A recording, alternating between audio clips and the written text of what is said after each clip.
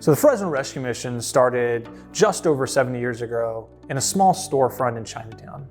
And at that time, the original purpose of the rescue mission was just to provide somebody a hot meal, welcoming out of the cold, trying to serve the people who are homeless in our community.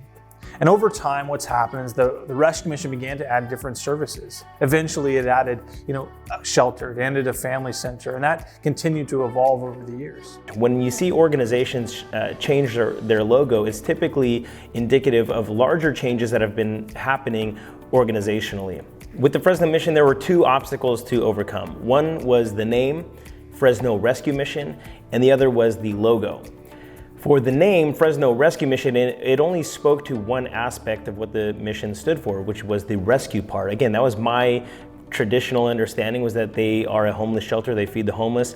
I had the opportunity to do a tour years ago, but not everybody has that same opportunity. So when you say the name, it should actually convey a larger picture than just one aspect of your organization. So that was one challenge to overcome. They were growing in size, in reach, in influence, and growing in services, and the name and logo wasn't able to keep up with the growth. We used to be a little mom and pop shop. But now what people fail to realize is that we're actually a very sophisticated large operation. We have 110 employees spread over 30 acres of campuses and over 250,000 square foot of just space. And so when we looked at our brand, when we looked at our name, we kept running into these barriers with perception and what we do.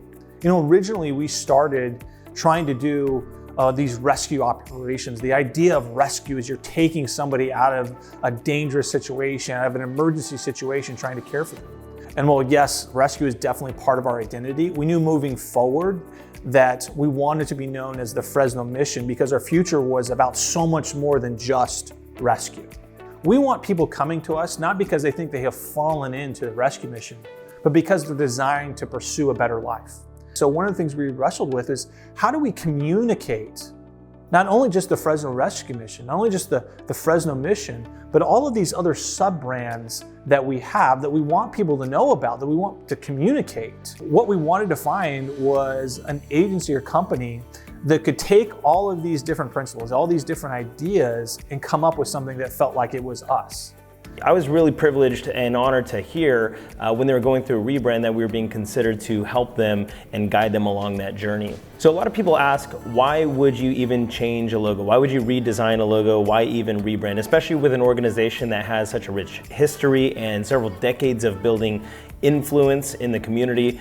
And what you have to understand is that a change in symbol is a symbol of change. The previous logo served its purpose and it helped take the organization to where it was, but it wasn't able to go into the future with where the organization was heading. On the one aspect, when you look at the logo, it's very illustrative. It's trying to communicate a lot. It has the illustration of the lighthouse. It's got a cross on the top. The light is pointing forward. It has a wave kind of flourish, and then it has this typeface, which again speaks to just one aspect of what the mission stands for, the rescue aspect, and the typeface was kind of dated. The other thing is that the logo is a vertical lockup, meaning the text is stacked on top of each other and it's part of the illustration of the logo, which might look good in a large format, especially on print or something like on a van, but it's very hard when you scale it down to maybe digital format, something maybe that you might see on a website or on an app. You don't want to just redesign by guessing. You really want to take a strategic approach. And so we didn't want to just go and design something that we felt looked good. We wanted to really strategize with the key stakeholders of the organization to see their input. So often you feel like when I'm going to a marketing company, I feel like I'm telling them what they need to be doing as opposed to them telling us what needs to be done. And I felt like Butler, when I walked in with them, that they immediately had the expertise to know what we should be doing. And they were taking our ideas, but they're saying, hey, let me help you package them and put them in a better, put them out better than even what you're thinking in your head. And that's exactly what happened. When we went through Butler's branding process, it was very in-depth. We had gone through another one that was different, and it was just a night and day different experience. They brought everybody in. They went through something that was very thorough, very well done. It was helpful to us just even beyond just the branding experience. And we probably had 15 people in the room.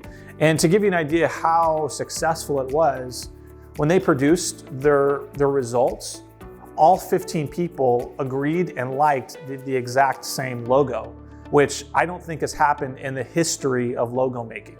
So we spent several hours together going through what I call a discovery session, and we look at different aspects of the organization. We talked about the audience, we talked about the different services that we provide, we talked about the emotion and the culture and the brand. What do we actually stand for? If we were to describe the mission as a person, what would that person be like? And so we reduced it down to not only what we felt would work for the mission, but also excluding what we knew wouldn't work for the mission. So it's not necessarily what we like and what we prefer. A good design, especially with logos, is what works. And so what works is really a standard, and there's 4 different ways that we define what works for a good logo. One is it appropriate? Is it conveying the right emotion and feeling that we're trying to communicate? Is it versatile? Is it adaptable to different formats, whether we're talking about large print or small in size? Is it simple, meaning we don't want it to be too illustrative or too detailed or too complex, because again, when it scales down to smaller sizes, it might fall apart. And then is it distinct? Is it different enough from other marks that are out there so when you see it, you can instantly identify that to the organization? We wanted a logo that was distinct, yet general enough to be adapted to multiple services, because again, the Fresno Mission wasn't just doing rescuing, they were also about restoring and empowering. And so we wanted to see a mark that could be adaptable to the different services and programs within the mission. We wanted to have an abstract, simple, minimal mark, something that meaning could be breathed into over time, but we did want to have a hint of symbolism that alludes to everything that the mission does stand for. After several iterations and sketches and different design concepts of what we thought might work and filters through that standard, the one that we landed on, the one that everybody agreed to, that this one was the one that felt right, this one was the one that felt like us, felt like the mission and accomplished our objectives, was this simple, abstract letter mark. So we started with a simplistic, modern, bold, lowercase letter M for mission. And we were thinking of different ways that we could manipulate the letter M. And we were wondering if there was a way to maybe cut into it the picture of the lighthouse, having that nod to tradition. And what we noticed is that when we cut into it with a lighthouse, it gives the picture of a rainbow cutting into a lighthouse. And the rainbow is a biblical symbol for God's promise of grace. And so we thought that that was a great symbol and a picture that alludes to everything that the mission does stand for. So we have the lighthouse being a beacon of hope, being a beacon of light, guiding people. We have a picture of God's promise of the rainbow, and we cut into it also an open door. We wanted to have the door be a different, distinct color so that it symbolizes an open door, meaning we keep our doors open to everybody who comes to us.